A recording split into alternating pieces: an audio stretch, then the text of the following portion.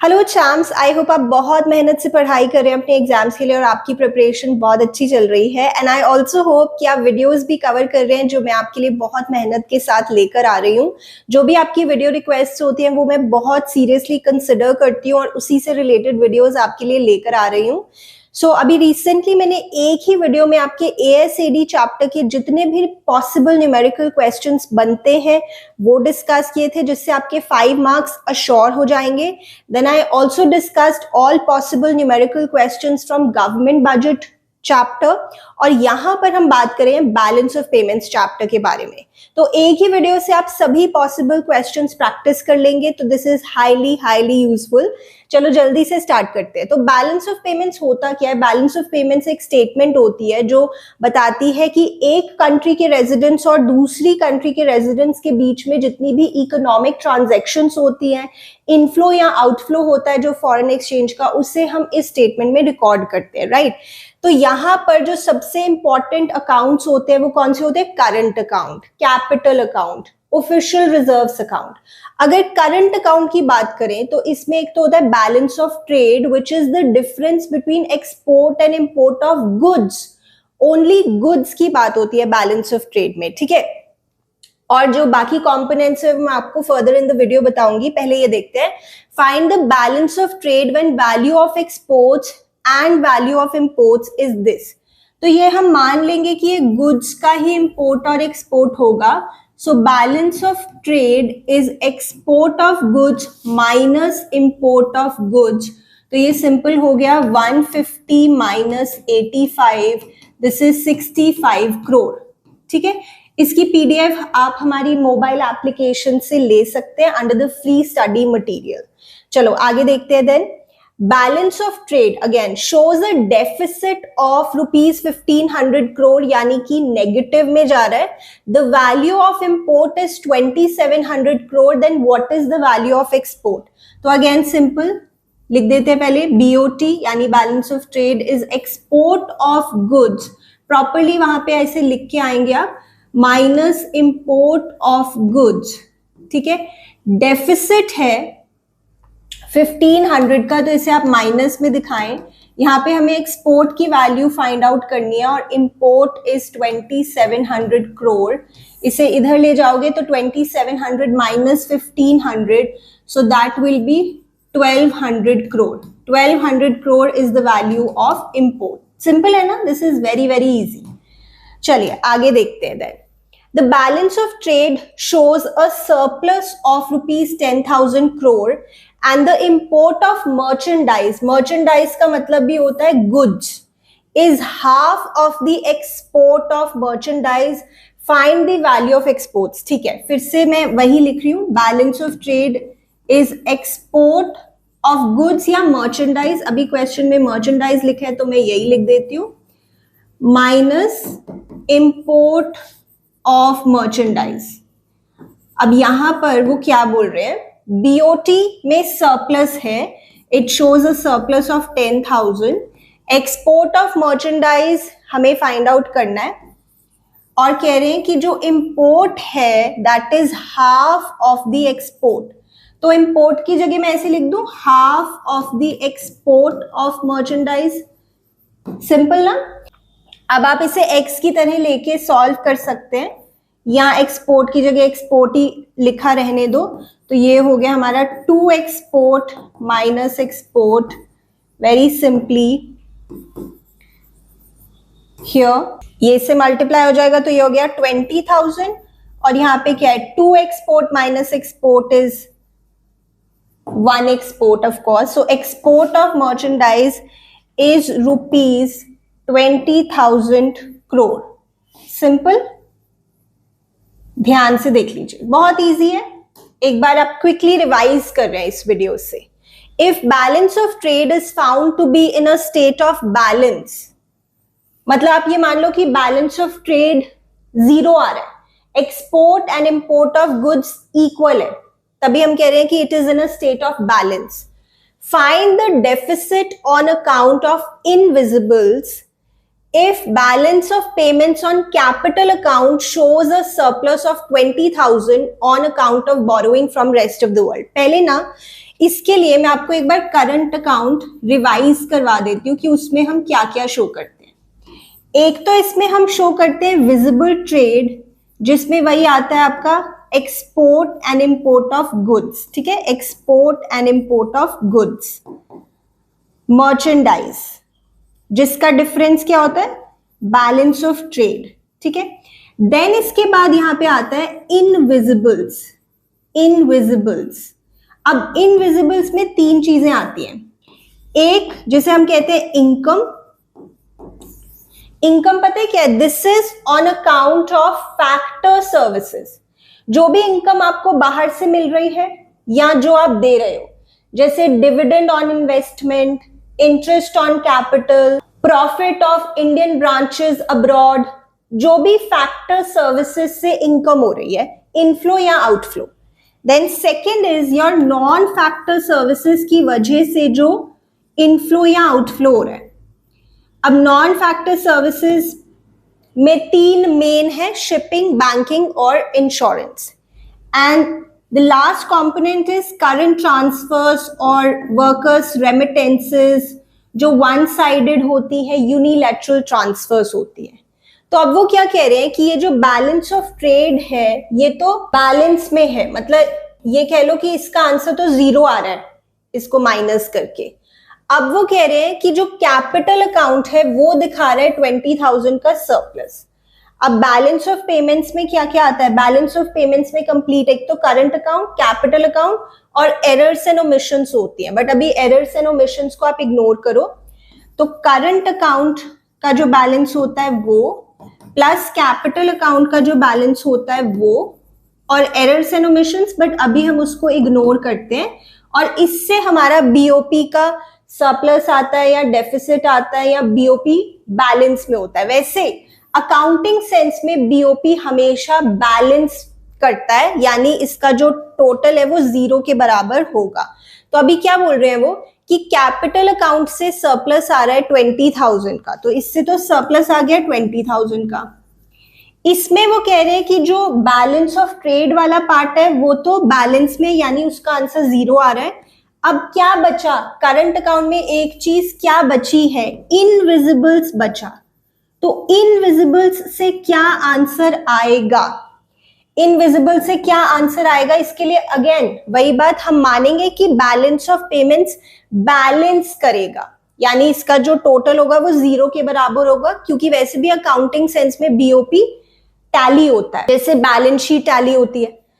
तो सिंपली अब हमें ये बताना है कि इनविजिबल से क्या डेफिसिट आएगा। तो ये तो बहुत सिंपल हो गया ना, इसको आप अगर उधर ले जाओ तो फाइनली आप कह सकते हो कि जो डेफिसिट आएगा because of invisibles, that will B 20,000। Simple, 20,000 crore.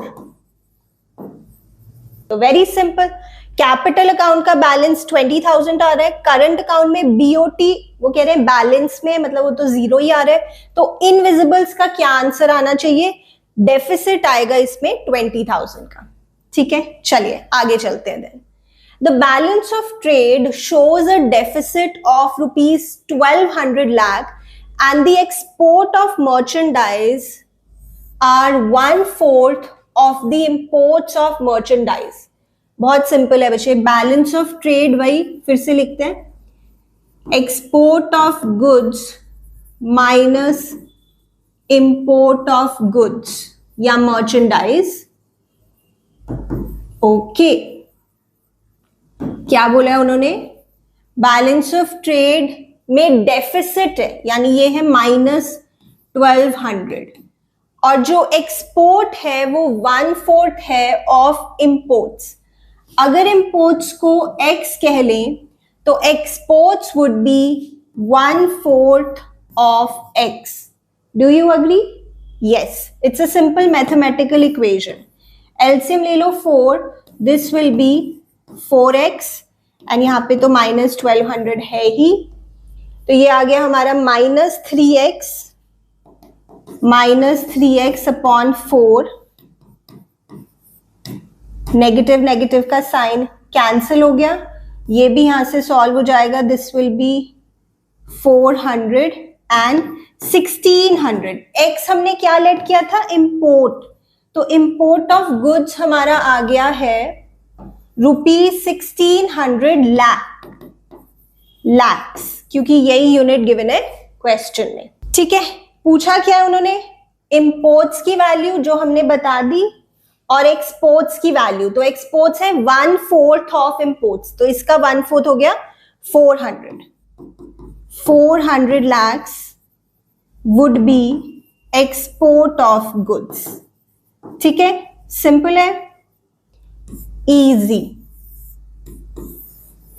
Alright, चलिए आगे चलते हैं। Then find current account balance from the following. Merchandise balance, यानी ये आपका बैलेंस ऑफ ट्रेड है।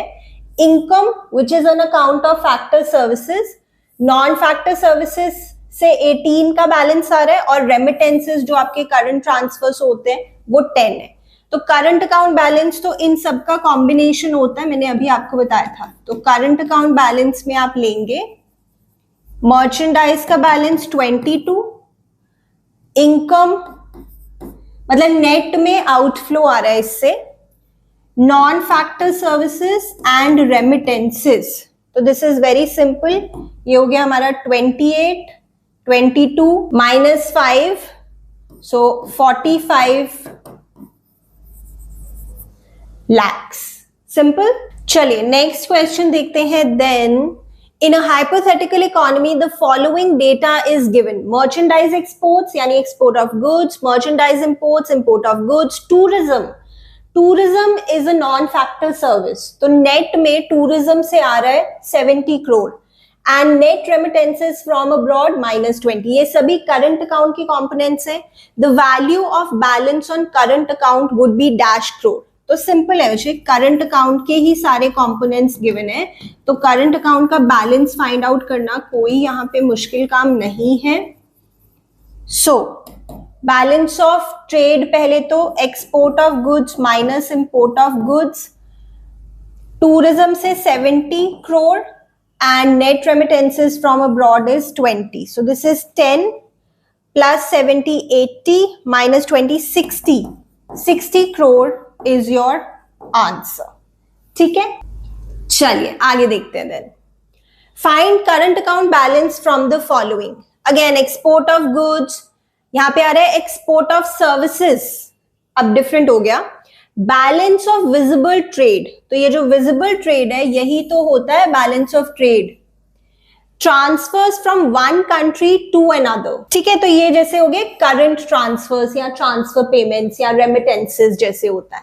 अब balance of visible trade given है तो बैलेंस ही ले लेंगे ना, फिर अलग से एक्सपोर्ट और इंपोर्ट ऑफ गुड्स लेने की जरूरत नहीं है। वैसे भी यहाँ पे इंपोर्ट ऑफ गुड्स गिवन नहीं है and we don't need it, क्योंकि balance of visible trade given है। ठीक है, अब सर्विसेज की वजह से जो इनफ्लो या आउटफ्लो हुआ है, तो यहाँ पे तो सिर्फ एक्सपोर्ट्स गिवन है, तो 20 का हम यहाँ पे इनफ्लो ले लेंगे। अगर इंपोर्ट्स भी होता सर्विसेज का तो इसमें से माइनस कर देते। ठीक है, ये हम फाइंड आउट क्या कर रहे हैं, करंट अकाउंट बैलेंस। तो विजिबल ट्रेड का बैलेंस ले लिया, देन एक्सपोर्ट ऑफ सर्विसेज ले ली, इंपोर्ट ऑफ सर्विसेज गिवन नहीं है तो leave it, then transfers from one country to another, तो ये ले लिया। दैट्स इट, सिंपली आगे हमारा 75, जो भी यूनिट गिवन होगी वो लिख देंगे यहाँ पे। जैसे अगर ये करोड़ में है तो फिर 75 करोड़, सिंपल ना।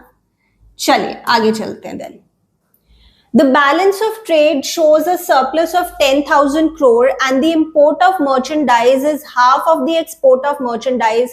I think ये repeat हो गया, we've already done this. आगे चलते हैं। Find the balance on non-factor services from the following. यहाँ पे आपको given है current account का balance, मतलब जो अभी तक हम find कर रहे थे वो given है। Export of visible items, import of visible items, इनको माइनस करके हमें बैलेंस ऑफ ट्रेड मिल जाएगा।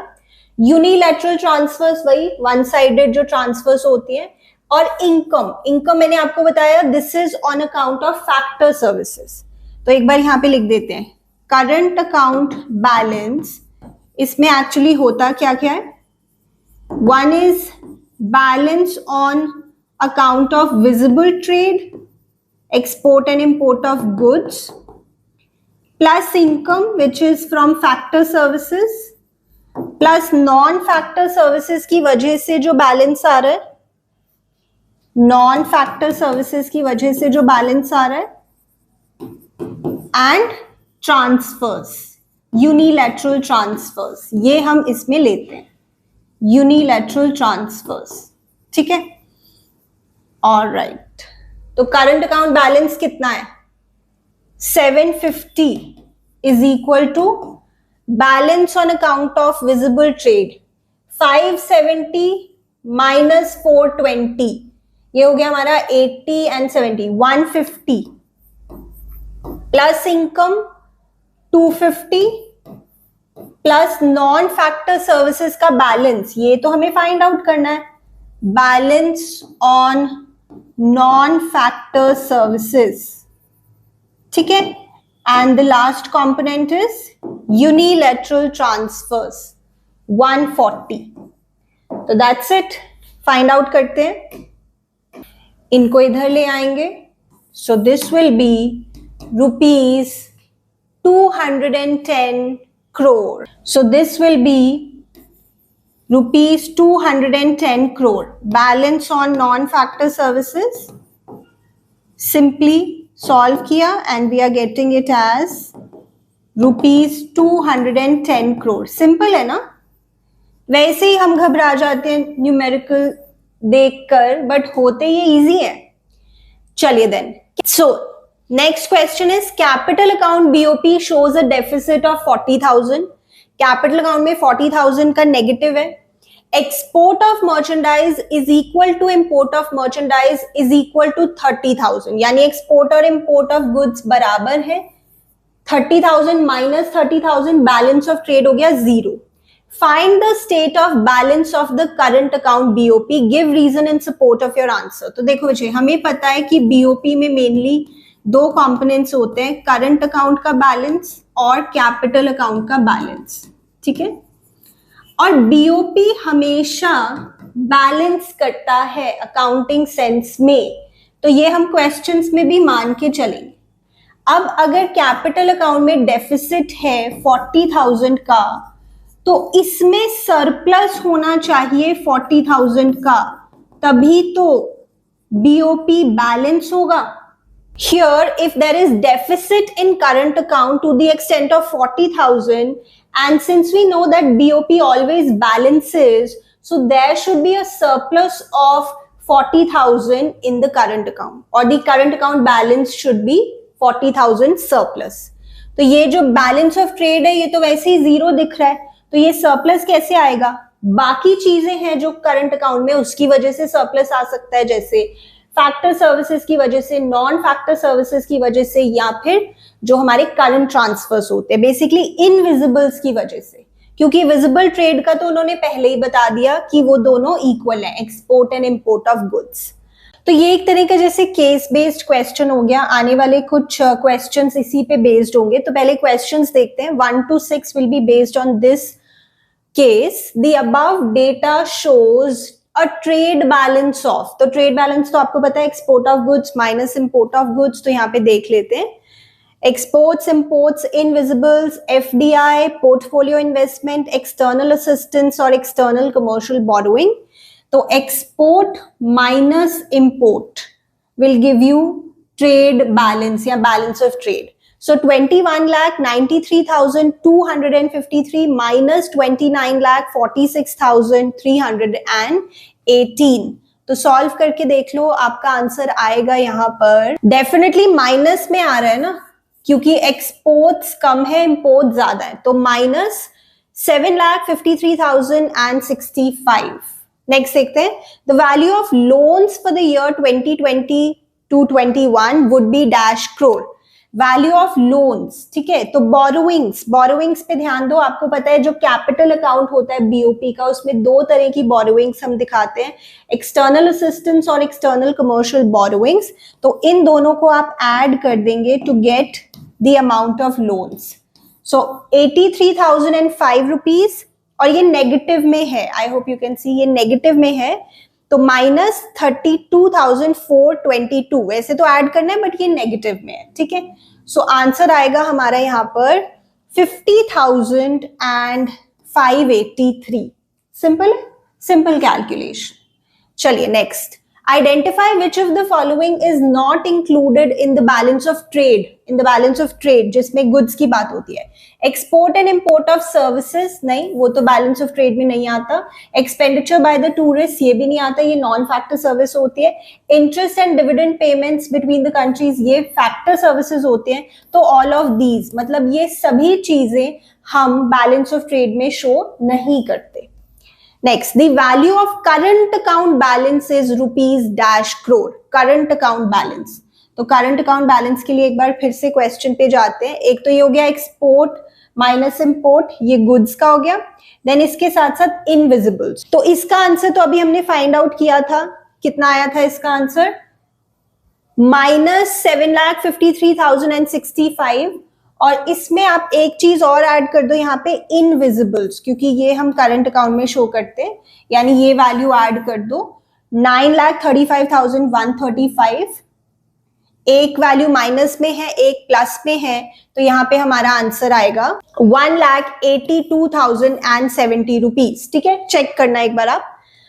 ऑलराइट, आगे देखते हैं। Read the following statements carefully and choose the correct alternative amongst the ones given below. Statement 1.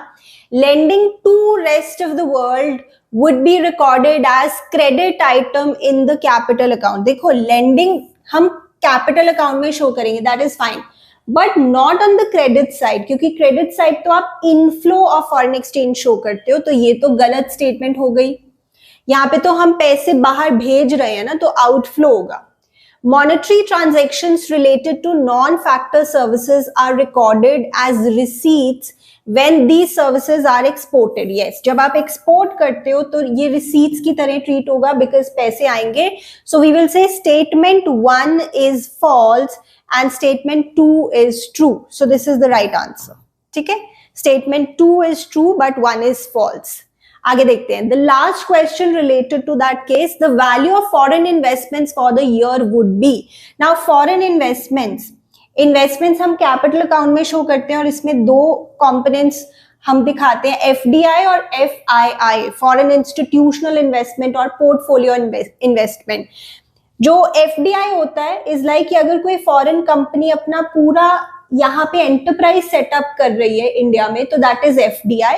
और अगर वो हमारी कंपनी के शेयर्स या डिबेंचर्स खरीद रही है तो दैट इज FII। तो दोनों आप इंक्लूड करेंगे, फॉरेन डायरेक्ट इन्वेस्टमेंट भी और पोर्टफोलियो इन्वेस्टमेंट भी। सो 3,25,382 प्लस 2,66,474।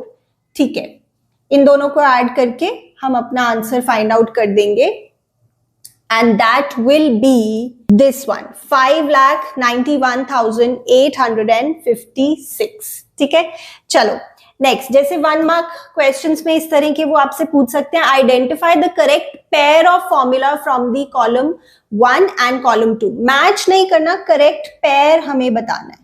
तो देखो, करंट अकाउंट सरप्लस का क्या मतलब? ये होता है कि पेमेंट ज्यादा है? नहीं। करंट अकाउंट सरप्लस का क्या ये मतलब होता है कि रिसीट ज्यादा है? यस, सही है, बट आगे भी देख लेते हैं। बैलेंस करंट अकाउंट का क्या ये होता है कि रिसीट्स और पेमेंट्स इक्वल नहीं है? नहीं। बैलेंस का मतलब तो ये है कि दोनों इक्वल है एंड हेंस आंसर 0 आ रहा है। करंट अकाउंट डेफिसिट का क्या ये मतलब है कि पेमेंट ज्यादा है बट इक्वल भी हो सकती है? नहीं, इक्वल नहीं। सो सेकंड, सो बी जो है वो 2 के साथ यहां पर मैच हो रहा है। So this is the right answer. ठीक है, आगे देखते हैं। Suppose that balance of trade of a nation exhibits a deficit of 50,000 crore. The import of visible items are 5 times the exports of visible items. तो exports of visible items की value क्या होगी? तो this is very simple विषय, इसमें तो कुछ भी मुश्किल नहीं है। Balance of trade is export of visible items minus import of visible items. ठीक है, सो अगर इंपोर्ट जो है वो 5 टाइम्स है एक्सपोर्ट्स का, अगर इसे x ले लें तो ये हो जाएगा 5x and the value here is 50,000। और ये जो वैल्यू ये डेफिसिट में है, तो प्लीज माइनस का साइन लगाना। तो दिस इज -4x और ये 50,000। सो माइनस माइनस यहाँ पे कैंसिल हो जाएगा एंड 4 को नीचे ले आओ। So this will be 12,500। तो x हमने यहाँ पे क्या लेट किया था, एक्सपोर्ट्स, और वही हमें चाहिए। So this is the right answer, 12,500 crore. ठीक है, चलिए आगे देखते हैं। देन अगेन ये 1 मार्क में आ सकता है। क्या पूछ रहे हैं यहाँ पे, balance on current account will be dash of rupees dash, मतलब डेफिसिट होगा या सरप्लस वो भी बताना है और अमाउंट भी बताना है। ठीक है, very simple. This is visible exports minus visible imports. तो ये हो गया 100 माइनस 150, ये बैलेंस ऑफ ट्रेड हो गया। Then invisible exports minus invisible imports, और उसके साथ साथ करंट ट्रांसफर का balance which is already given to you. तो ये है -50 प्लस 40 प्लस 15, तो ये हो गया 55 एंड -50। सो 5 का यहाँ पे सरप्लस है, surplus of ₹5,000 crore. Simple. Alright then, इस तरह का क्वेश्चन भी पूछ सकते हैं अगेन 1 मार्क का। यहाँ पे विजिबल एक्सपोर्ट्स और विजिबल इंपोर्ट्स गिवन है 2 सालों के, 2010 और 2020 के। Identify which of the statement about the period 2010 to 2020 is correct. यहाँ पे जो बात हो रही है that is with regard to balance of trade, तो वो फाइंड आउट कर लेते हैं। अगर हम 2010 की बात करें, सो दैट इज 280 माइनस 240, तो 40 आ गया balance of trade.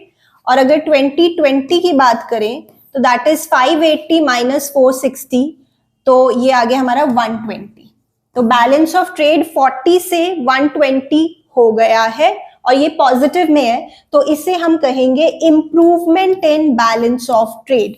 Improvement in balance of trade, deficit नहीं बढ़ रहा, इसमें इनविजिबल आइटम्स की तो बात ही नहीं हो रही। और बैलेंस ऑफ ट्रेड क्या डिटीरियोरेट हो रहा है, क्या खराब हो रहा है, नहीं, बेटर हो रहा है। So improvement in balance of trade.